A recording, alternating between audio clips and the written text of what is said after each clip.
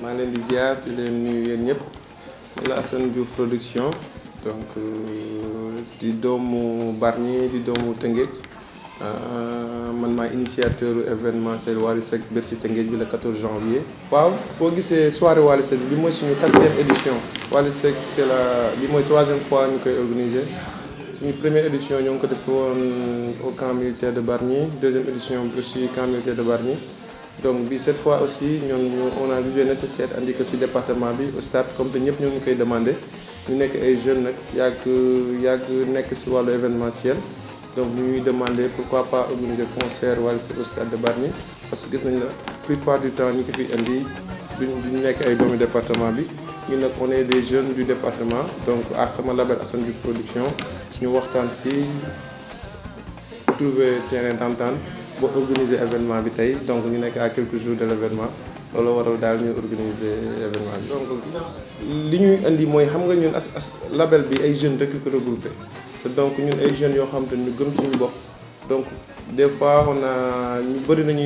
dañuy yaakaar y a des gens qui sont derrière nous alors que on est que des jeunes donc ay ñi si mag ay 30 ans lay nekk. donc ñun li ñuy indi ay surprise yu amul fenn la ñu am parce que ay jeunes lañ ñoo xam ne ñu gëm seen bopp ñu gëm projet bi donc bu ñu fépp fu ñu waree def 10 dañuy def le maximum possible. donc on a prévu beaucoup de surprises yoo xamante ne dañ koy indi événement boo xam ne képp ku egg si événement bi di nga xam ne ñu am expérience ñoo nekk si événement bi ay jeunes yu dynamique ay jeunes yu sérieux ñoo nekk si événement bi donc moo tax depuis presque 4 mois ñoo ngi nekk si cours yi derrière presque 90% yi on l'a fait donc dañuy ñaan yàlla rek ñu yegg si ñu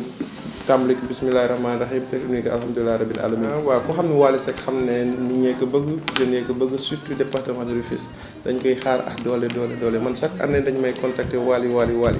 donc aussi cette fois-ci dañu am ay mesures exceptionnelles parce que am na loo xam te ne ñun doomi Tëngéej duñ ko nangu ñun doomi Bargny duñ ko nangu est-ce que comprendre naa di département bi département bi dootuñ ko nangu donc dañu prévoir ay sécurité yu exceptionnelles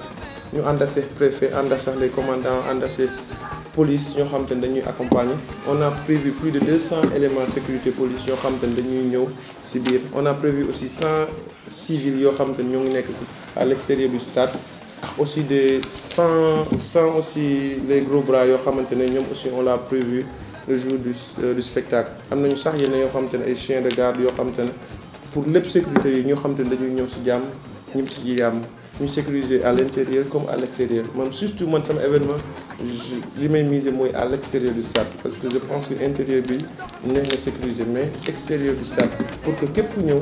ci jàmm ñibbi ci jàmm parce que ñun ñëpp on est des jeunes du département ay doomi Bargny doomi Tëngéej doomi Kër Massar doomi ñëpp ñoo ko regroupé donc wax nañoo def benn fête boo xamante ne ku nekk dina ñëw ci jàmm ñibbi ci jàmm loolu moo waral événement bi lépp lu ñu war a def moyens yëpp lu mu laaj pour sécurité bi def ko on l'a fait hésité wuñu parce que sécurité moom ñun duñ ko foowee duñ ko caaxaane te duñu ci lépp lu mu laaj ci sécurité on l'a fait donc dinañ accompagner nit ñi seen ñëw ñibbi bi aussi dinañ accompagner aussi seen ñibbi donc moo tax moyens yi nécessaire dañ ko déployer le jour J pour concert bi am ci jàmm ak salaam. foofu nag aussi am na ay table ay salon d'honneur am na ay table yoo xamante ne dañ ko prévoir parce que dañu bëgg def loo xamante ne lañu mësul def Tëngéej donc def ko boo xamante ne day amaana dîner de gala boo xamante ne à part la boo xamante ne waa 5000 yi dinañ ci gis seen bopp waa 10 000 dañ ci gis seen bopp les autorités yi am na ñoo xamante ne duñu prévoir di ñëw ay concert on les a prévu des tables yoo xamante ne def ko comme genre dîner de gala boo xamante ne dafay am aussi avec des chapiteaux tout donc loolu lañ leen réserver boo xamante ne aussi ñi am jënd table ñi xamante ne jënd nañu ay seen ticket VIP dinañ gën a jege Wally Seck dinañ gën a nekk ci biir bien vrai que ñëpp dañ def ñoo xamante ne ku nekk dina ci gis sa bopp dinañ ko aménager de toute sorte xam ne ku nekk événement di nga ci gis sa bopp parce que feetu département bi la donc war nañoo def képp ku ñëw dagg sa ticket ñëw ñu def la loo xamante ne Assane Diouf production bu wooteetee noonu ngay gaaw a ñëwaat comme on l'a toujours fait donc bi mooy suñu 3e événement à Wally Seck donc képp parrain bu ñu seexal rek dañ lay jox sa cër jox la sa wàccuwaay pour xam ne prochaine fois bu ñu wootee rek nga xam ne Assane Diouf moo woote donc loolu la woon donc am na ay surprise yu bëri daal yoo xamante ne ku ñëw daal incha allah dinañ def le tout ba di nga kontaan comme ni ñu ko yàgg defee. appel yi mooy ñu ñëw gars yi fête la gars yi nañ ñëw sañse ñëw si événement bi ak jàmm ak salaam xam ne Wally album bu bees bi fii lay tàngee loolu moom yàlla def na fii lay xoyomee incha allah rabbi donc Wally yaramam dafa tàng moo ngi répété tous les jours te moom moo bëggal Tëngéej boppam moom moo sawar si Tëngéej boppam te aussi moo ñu bëggal boppam aussi am confiance parce que Wally li muy veillé toujours mooy sécurité ay fansam parce que ñëpp xam nañ ko moo tax man aussi bu amee confiance yi man étant jeune mu am confiance su ñun jox ñu événement am ñun li ñu war mooy delloo ko njukkal boobu jox ko aussi wàccuwaayam bi mu moom si wàllu sécurité veillé si lépp loo xam te ne képp ku ñëw